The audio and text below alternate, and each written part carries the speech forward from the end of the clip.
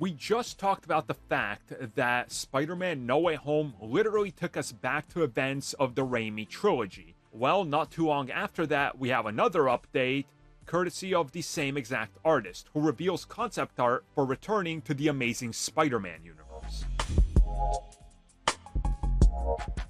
So once again, this comes at us from the same artist, Phil Saunders, who posted it on his ArtStation. This is a separate portfolio focusing on Doctor Strange and Peter Parker doing their whole multiverse fight, jumping over into the events of The Amazing Spider-Man 1 and The Amazing Spider-Man 2.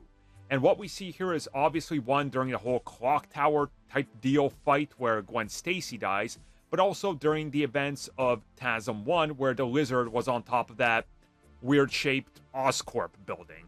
And in my opinion, this all looks good, just like it did for the whole Raimi thing.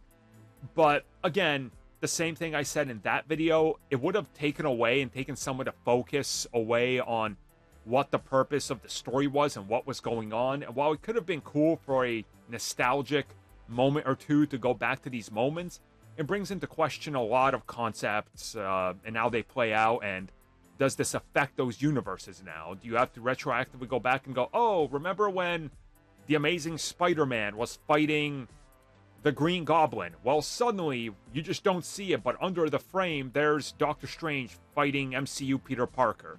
Like, it gets back to that whole concept of, hey, Back to the Future did it, and it's cool, but they did it because they envisioned it that way between two films, right? And they kind of knew how they could pull it off. Here, it's not the whole story revolving around this, so to me, it would have felt too forced. Cool to see it, maybe explorable elsewhere.